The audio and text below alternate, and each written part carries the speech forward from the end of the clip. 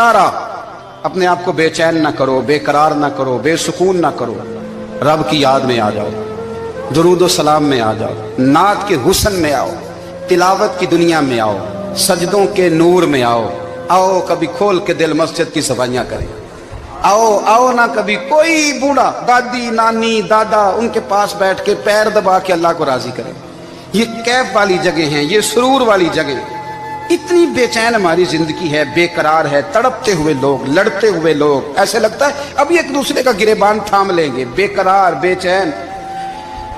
किसी को इंतजार का कहा जाना कि 10-20 मिनट किसी का इंतजार करो, तो बाद लोगों मुझे ऐसे लगता है जैसे इनका कलेजा फट जाएगा। डॉक्टर के इंतजार में बैठे हैं तो बड़े परेशान हैं। किसी को मिलने गए हैं को आधा घंटा बैठना पड़ गया तो बड़ी दिक्कत में है। अपने आप को सुकून दें। आप यकीन करें बड़ा मजा आता है, कभी किसी का इंतजार करना पड़े तो 2-4 तस्बीह दुरूद शरीफ पड़ी जाती है। यानी ज़ौक बन जाता है कि चलो अल्लाह ने मौका दिया है, कोई सरकार को याद कर ले, तन्हाई मिल गई। हमारा मिजाज जिस सख्ती का शिकार है, वो सख्ती आहिस्ता आहिस्ता हमें ज्यादा आजमाइश में डाल गई। तो मेरे भाई, जिंदगी में इत्मीनान हुस्न है, और वो सबसे ज्यादा अल्लाह की याद में मिलता है। वो सबसे ज्यादा रब करीम के जिक्र में। सबसे ज्यादा जो चाहता है ना दिल ठंडा रहे, जुबान मीठी रहे, वो मदीने वाले महबूब पे दुरूद व सलाम पढ़ा करे, वो हुजूर पे दुरूद व सलाम पढ़ा करे। जुबान मीठी रहेगी। मेरा जाती तजर्बा है कि जो आदमी अपने अखलाक संवारना चाहे वो हुजूर पे दुरूद शरीफ पढ़े। जो अपने अखलाक संवारना चाहे, तबीयत को ठंडा रखना चाहे, वो दुरूद शरीफ पढ़े, उसका दिल सुकून में आएगा। कुछ काम और हैं जिंदगी में इत्मीनान के लिए, उनका होना भी बड़ा जरूरी है। सबसे पहले अगर आप चाहते हैं ना जिंदगी में सुकून हो, तो हकीकतों का सामना करना सीखें। आप जो हैं वो रहना सीखें, जो आप नहीं हैं वो बनने की कोशिश न करें। हकीकत का सामना करोगे तो जिंदगी इत्मीनान में आ जाएगी। हमने ना बहाने बना लिए हैं, हीले बना लिए, झूठ के सहारे अपने आप को ऊंचा कर लिया। एक आदमी से कहा जाता है तो रिश्वत ना ले, तो कहता है मैं गरीबों से नहीं लेता। तो मेरा सवाल यह है कि अमीरों का हिसाब लेने की अल्लाह ने तेरी ड्यूटी लगाई है, तेरे जिम्मे लगाया है कि तू अमीरों का हिसाब कर। तुम्हें क्या जरूरत पड़ी है? हम ना बहाना करते हैं, रिश्वत लेने वाले का अलग बहाना है और सिफारिश वाले का अलग बहाना है। हकीकत का सामना करें, हकीकत का। जो मेरे जिम्मेदारियां हैं वो मैंने पूरी करनी, जो आपकी जिम्मेदारियां हैं वो आप जान ना छुड़ाएं, हकीकत पसंद बने। मेरे रसूल करीम, फिर पढ़िए दुरूद शरीफ, सल्लल्लाहु ताला अलैहि वसल्लम। हुजूर सल्लल्लाहु अलैहि वसल्लम ने फरमाया कि मेरी बेटी सैयदा फातिमा ज़हरा रज़ी अल्लाह ताला अन्हा सिर्फ जन्नती नहीं, जन्नती औरतों की सरदार है। लेकिन हुजूर ने यह भी फरमाया कि फातिमा ये ख्याल रखना, अगर अल्लाह ने हिसाब पूछा तो हिसाब तुमने खुद देना है। हकीकत की तरफ तवज्जो कराई हुजूर ने। वो सिर्फ जन्नती नहीं, जन्नती औरतों की सरदार है, पर हकीकत की जानिब तवज्जो। मैं हकीकत यह है कि अगर मालिक ने हिसाब पूछा तो उसकी तैयारी भी करनी है। देखे ना, हमें कुछ यकीन नहीं। अल्लाह माफ करे कि हमारा हिसाब कैसा होगा, लेकिन कितने आजाद हैं। यानी बड़ी दलेरी से बंदे कहते हैं फजर नहीं पढ़ता जी, 3 पढ़ता हूँ जी, शाह रह जाती है जी, कपड़े साफ, बड़ी दलेरी से। और सैयदा फातिमा ज़हरा ने सारी रात मुसल्ला बांध रखा है, हालांकि उन्हें यकीन था कि रब मुझे बगैर हिसाब किताब जन्नत देगा। हकीकत का सामना करें। जो हुकूक आपके हैं वो आपने अदा करने, जो जिम्मेदारियां हैं वो जिम्मेदारियां हैं। देखिए ना, हजरत मूसा कलीमुल्लाह अलैहिस्सलाम के पास इजराइल रूह निकालने आए तो हजरत मूसा ने थप्पड़ मारा, आंख निकाल दी, वापस गए। अल्लाह उन्होंने तो जलाल फरमाया, कहा मूसा अलैहिस्सलाम से कहिए बैल की पुश्त पर हाथ रखें, जितने बाल उनके दस्ते मुबारक के नीचे आएंगे उतने 1000 साल उनकी उम्र बढ़ा दी जाएगी। यानी मेरे कान में कोई बता दे कि जनाब 60 साल बढ़ गई, या आपके कान में कोई कह दे तो खुशी होती है कि नहीं? लेकिन ये हकीकत पसंदी नहीं, इसलिए कि 60 भी गुजर जाएंगे, 70 भी, ये हकीकत नहीं। हजरत मूसा कलीम, चले मैं मिसाल देता हूँ, समझ ले 10 बाल, हालांकि बहुत ज्यादा आते होंगे, 10 बाल अगर हजरत मूसा के हाथ के नीचे आए तो 10,000 साल तो उम्र बढ़ गई ना। 10 यानी 10 साल नहीं, 10 नहीं, 10 बहुत ज्यादा थी ना। हजरत मूसा कलीमुल्लाह अलैहिस्सलाम से आके अर्ज किया गया, हुजूर बैल की पुश्त पर हाथ रखें, जितने आपके हाथ के नीचे बाल आएंगे उतने 1000 साल उम्र बढ़ जाएगी। तो हजरत मूसा ने हकीकत पसंदी वाली बात की। फरमाया फिर क्या होगा? 10,000 साल के बाद फिर क्या होगा? कहा हुजूर जाना तो फिर भी है। फरमाया फिर अभी चलते हैं।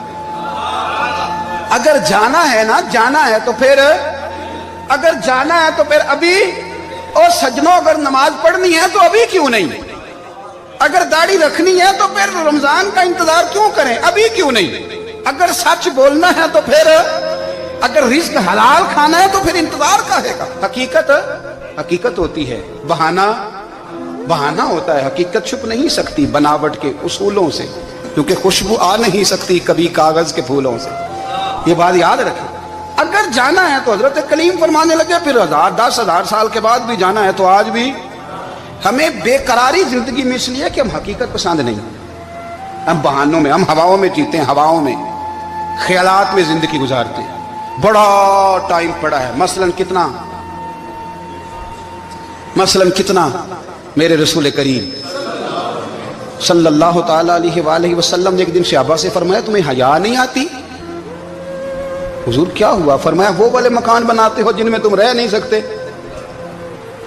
وہ والا مال جمع کرتے ہو جو کھا نہیں سکتے، حیا نہیں آتی؟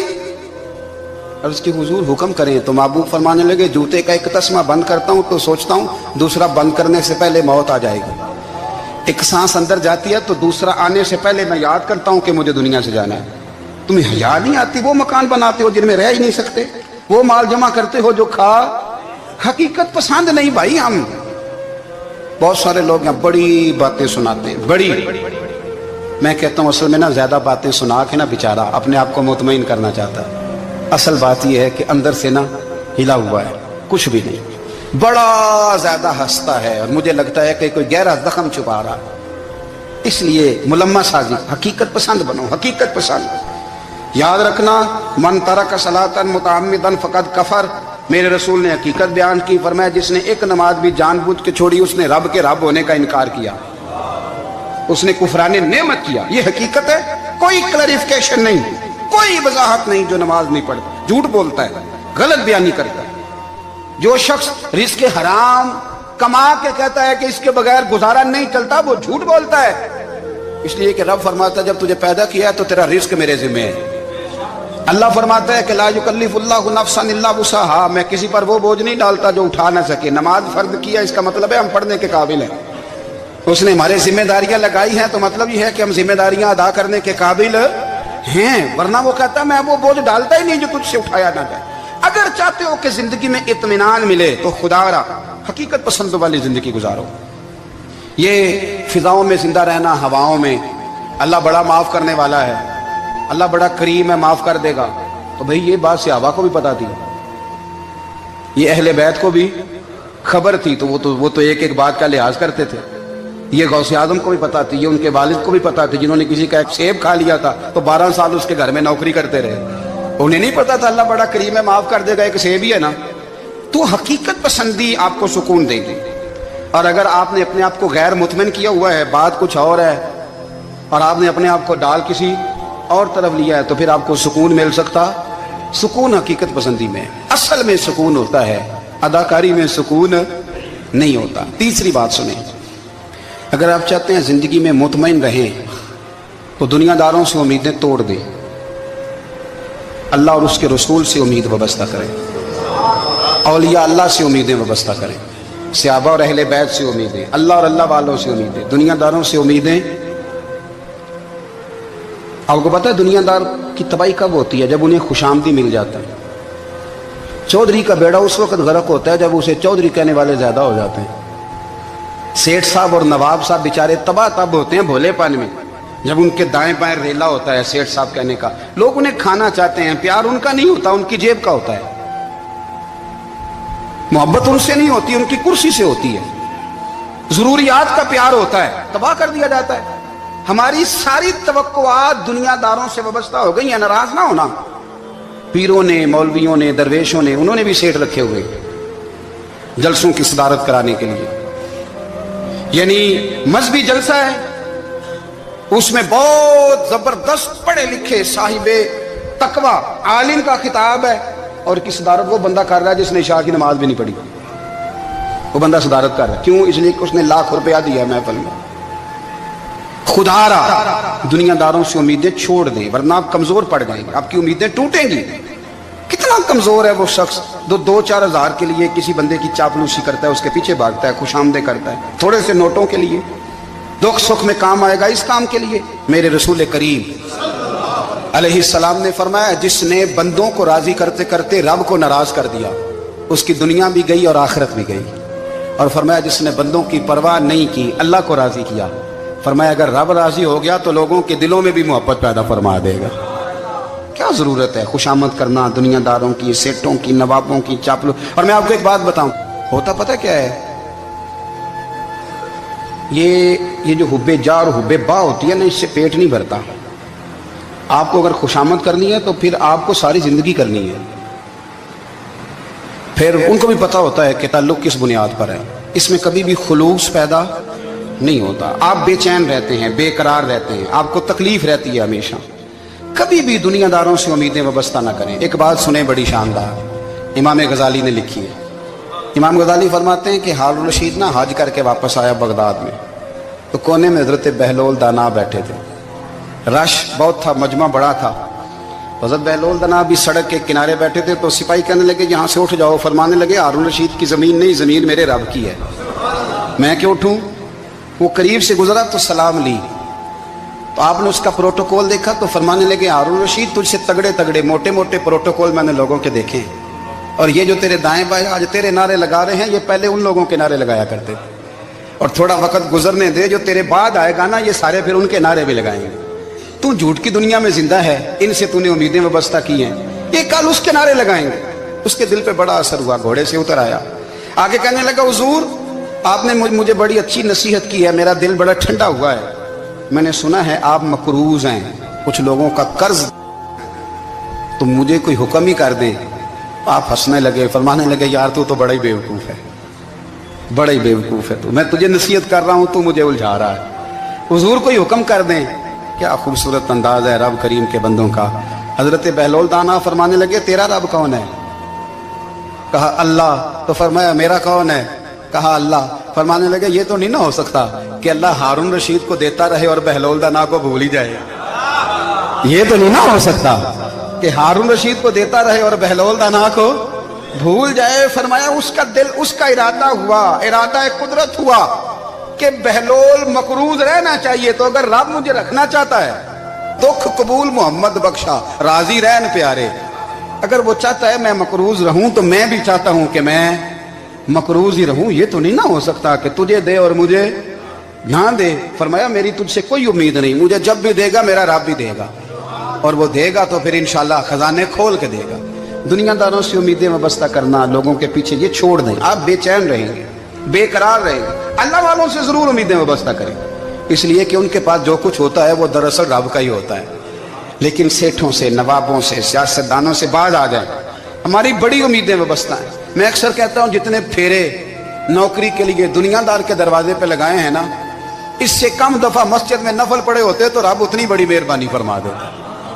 तीसरी बात यह याद रखें, अगर सुकून लेना चाहते हैं ना, अगर सुकून लेना चाहते हो ना, तो लोगों को डिस्कस करना बंद कर दो।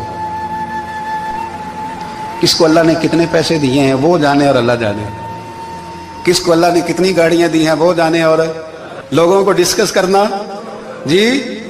यानी मैं एक जगह बैठा था, तो एक साहब गाड़ी वाला गुजरा, गाड़ी में बैठ के, उसका पड़ोसी था, कहते था मुंह है कार वाला।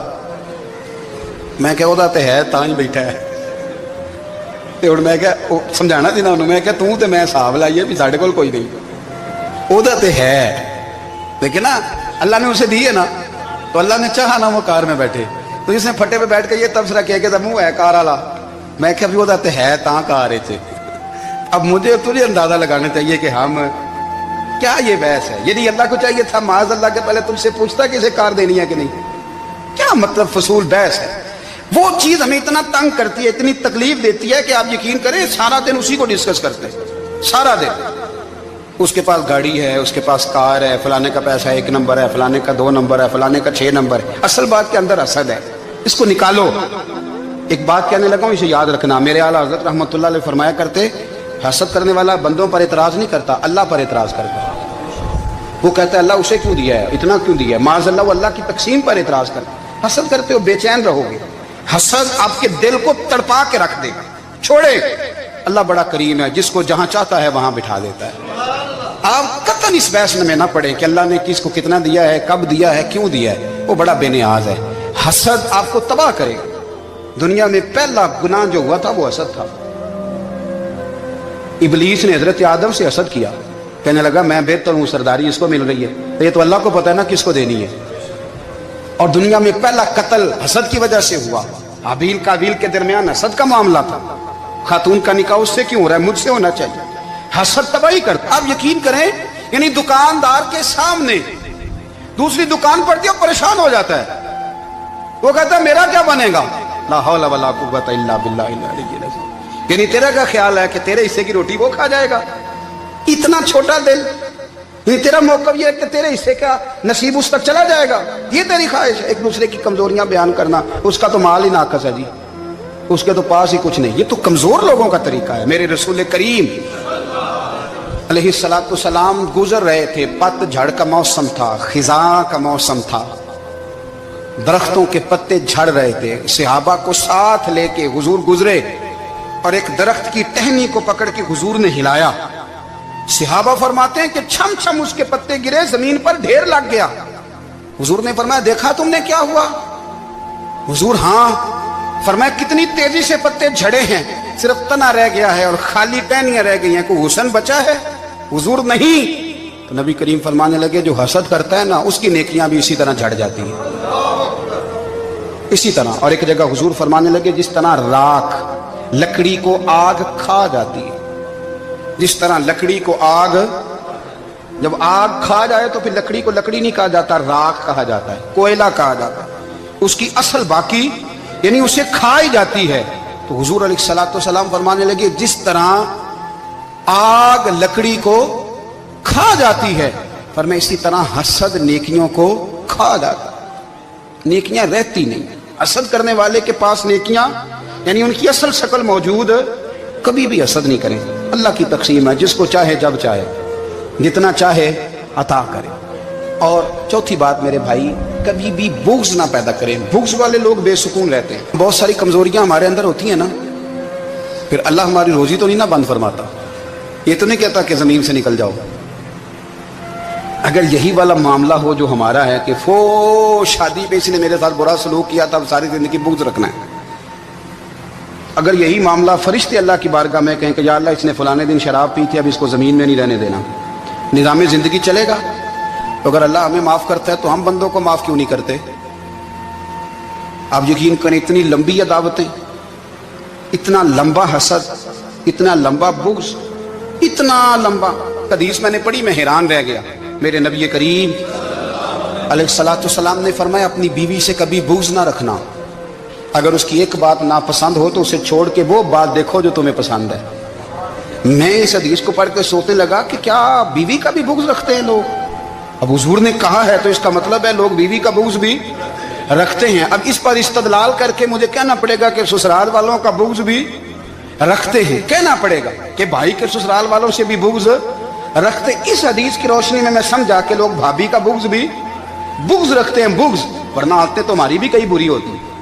اگر عادات ایک وجہ بنے اختلاف کی تو عادتیں تو ہماری بھی کئی بری ہیں، لیکن ہم اپنی بری عادتوں سمیت اپنے آپ سے پیار کرتے ہیں، اور سامنے والے کی ایک بھی عادت بری ہو تو اس سے بغض رکھتے ہیں۔ بغض نہ پیدا کریں۔ میرے نبی پاک علیہ الصلوۃ والسلام نے فرمایا کچھ چیزیں تمہارے دین کو مونڈ ڈالیں گی، تباہ کر دیں گی، کاٹ دیں گی۔ حضور کون سی؟ فرمایا حسد، تکبر اور بغض، یہ تمہارے دین کو تباہ کر دیں۔ ہم بے چین اس لیے ہیں کہ ہم نے بہت سارے لوگوں کا بغض پالا ہوا ہے، اور ہر فیلڈ میں سیاستدان نے سیاستدان کا، ذاتیات پر اتر کے بات کرتے ہیں، معزز ترین لوگ، تاجر نے تاجر کا، الا ماشاءاللہ بعض جگہ پہ اہل علم بھی ایک دوسرے سے عداوت رکھتے ہیں۔ خدا را دل رب کریم کے آنے کا ٹھکانہ ہے، یہ صاف ہوگا تو اس میں رب رسول کے جلوے ہوں گے، اور اگر اس میں عداوت ہو، اس میں بغض ہو، اس میں کینہ ہو، نفاق ہو، سنیں میرے رسول کریم حضرت ابوبکر صدیق رضی اللہ تعالیٰ عنہ کہتے ہیں میں رو ہی پڑا۔ مکہ فتح ہوا نا تو اکرمہ بن ابو جہل نے پیغام بھیجا کہ میں نا کلمہ پڑھنے کے لیے آ رہا ہوں۔ بات لمبی ہے، میں موضوع پہ رہنا چاہتا ہوں۔ کہتے ہیں جب وہ آنے لگا نا تو نبی پاک نے ہم سب کو بلایا، ہم حاضر خدمت ہوئے تو حضور فرمانے لگے کہ اس کے باپ نے نا بڑا ظلم کیا ہے ہمارے ساتھ، अबू जाल ने बड़ा सताया है, बड़ी तकलीफ दी है। आप मुझे बतलाएं कि वो एक दफ़ा किसी शादी पे बहस होती है बीवी के भाई के साथ, फिर सारी ज़िंदगी उस बेचारे को माफ़ी, वो 10 दफ़ा घर आता है, माफ़ी मांगने पर सवाल ही नहीं पैदा होता। मैं ओ हो मुझे ही कह दिया, यानी फिर मैं मुझे ही कह दिया आपने, और मेरी शान में बेअदबी, और फिर मैं माफ़ कर दूँ? तौबा तौबा तौबा, ये कैसे हो सकता है? मेरी नाक नीची हो जाएगी और आपने मुझे कह दिया, सवाल ही नहीं पैदा होता। और ये रोना मैं अक्सर होता हूँ कि शादी वाले दिन दामाद साहब का ज़्यादा दिमाग ख़राब होता है। जब छोटी साली की शादी होती है ना, उस दिन इसको बुखार चढ़ता है, कोई इसको कान में कहता है तेरी इज्जत नहीं कर दे, उस दिन इसका दिमाग ख़राब हो जाता है, बच्चे उठा के निकल आता है। वो बेचारा ससुर मिन्नतें कर रहा होता है कि तेरी मेहरबानी आ जा, ये इज्जत करा रहा है। तो मैंने कहा एहतजाज करके जो इज्जत कराई जाती है वो इज्जत नहीं होती। हाँ, यहाँ मांग के इज्जत लेते हैं लोग, या एहतजाज की कोई इज्जत है? आपके अंदर कमालात इतने हो कि आपकी इज्जत करने को दिल चाहे, यानी मजा आए, यानी लुत्फ आए, यानी आप दूर बैठे हो तो किसी का दिल करे आपको स्टेज पे बुलाने के लिए। ये क्या बात हुई कि छाए जाना और भाग के आगे जाना? इनसे निकलें। इकरमा बिन अबू जाल कलमा पढ़ने के इरादे से आ रहे हैं, हुजूर अलैहिस्सलाम ने सहाबा को बुलाया। कितनी ज्यादा दावत रखी जा सकती थी माज़अल्लाह? कब से वो चला था जुल्म करने, और उसके बाद उसका बेटा शुरू हो गया। कितनी बातें थी जो ना काबिले माफी थी, पर करीम रसूल ने हमें बतलाया है कि सुकून वाली जिंदगी कहते किसको है। जब सब लोग जमा हो गए तो हुजूर ने फरमाया भाई वो कलमा पढ़ने आ रहा है, उसके बाप ने जुल्म बड़े किए हैं, पर मेरी नसीहत ही है कि उसके सामने उसके बाप को कोई बुरा ना कहे, खबरदार कोई उसके सामने कोई बात ना करे। अब वो कलमा पढ़ने आ रहा है, मुती होके आ रहा है, बांध के आ रहा है। कहते हैं अल्लाह के रसूल ने ना काफी देर तक खुतबा दिया, ब्रीफिंग दी, बात समझाई। जनाब सिद्दीक अकबर कहते मैं रो पड़ा। एक सहाबी मुझे कहने लगे तुम्हें क्या हुआ? तो मैंने कहा मैं मुस्तफ़ा की रहमत पे रो रहा हूँ। देखो किन के लिए हुजूर ग्राउंड बना रहे हैं, देखो किन के लिए हुजूर तैयारी कर रहे हैं, जिन्होंने सारी जिंदगी दुश्मनी की। खुदारा ये अंदर से अदावतें निकाल फेंको। ओ भाई इतना तो लंबा टाइम ही कोई नहीं, इतना तो वक्त ही कोई नहीं, इसको साफ रखो। बंदा कोई कर भी गया तो कोई अर्ज नहीं। चंगी मंदी सजना खोलो 100 वारी हो जाती, यार यारां दा गिला नहीं करते। असल प्रीत यार यारां दा जेड़ा गिला करदा जे यार नहीं जी होंदा। हाँ पक्की बात, पक्की पीढ़ी। मेरा एक संगी मुझे आके कहने लगा फलानी जगह बंदा ये बात कर रहा था। मैं कह तू उथे ही से सौंदा से, तुम ही नाल ही से। मेरा तो सज्जन बात सुन ही नहीं सकता। चंगी मंदी सजना कोलों 100 वारी हो जाती, यार यारां दा गिला नहीं करते। असल प्रीत जिन्हां दी। हाँ जो बंदे फिर होते इस तरह के, उनके लिए भी मियाँ साहब ने कहा है, उनके लिए भी मियाँ साहब ने कहा है, उनके लिए भी आपने बात इरशाद फरमाई है। आपने फरमाया चंगा होया लड़ नेड़ियों छुटा, किते उमर नहीं लंगी सारी, बेकदरां दी यारी कोलों तौबा लख लख बारी। और चंगा होया लड़ नेड़ियों छुटा, किते उमर नहीं लंगी सारी। जो इस तरह का था ना शिकवे करने वाला, बुग़्ज़ रखने वाला। फरमाया बेकदरां दी यारी कोलों तौबा, यानी लख ते लख किने हो गए, यानी 2 लाख बारी तौबा की थी उन्होंने, गिनी नहीं जा सकती जितनी मियाँ साहब ने तौबा कर दी। बेकदरे दोस्त बेकदरां दी यारी कोलों तौबा लख लख बारी। चंगा होया लड़ नेड़े छुटा, किते उम्र नहीं लंगी सारी। तो मेहरबानी करें, एक तो अगर आप मुतमईन रहना चाहते हैं तो कभी कभी ना मस्त हो के जिक्र इलाही करें। मस्त हो, वो वाला जिक्र नहीं जिसमें आप मोबाइल भी देख रहे हैं और कहानियां भी। मेरे सामने को बंदा जुमे वाले दिन या तकरीर के दरमियान तस्बीह लेके बैठ जाए तो मैं उससे पूछता हूँ तू 2 काम एक टाइम जिक्र में पे करना है। मेरी भी बात सुन रहे हो, तस्बीह पढ़ी तो मुमकिन ही नहीं। तस्बीह तो तस्बीह है, जब वो होगी तो फिर कोई और काम सवाल ही नहीं पैदा हो। एक तो जिक्र करें महव हो, दूसरी बात हकीकत का सामना करें। आप अगर मुतमईन रहना चाहते हैं तो हकीकत पसंद बने। तीसरी बात हसद छोड़ दें, दूसरों को डिस्कस करना छोड़ दें। आप ये देखें कि अल्लाह ने मुझे क्या कुछ दिया, उस पर राजी रहें। और चौथी बात अदावत छोड़ दें, सीने में कीना छोड़ दें। आपकी ज़िंदगी मुतमईन हो जाएगी, आप खुशहाल रहेंगे। वो जो आप लफ्ज़ कहते हैं ना कि मैं बोर हूँ, मैं परेशान हूँ, उससे आप निकल आएंगे। अल्लाह हमें महबूब की ग़ुलामी में ज़िंदा रखे, ग़ुलामी में मौत।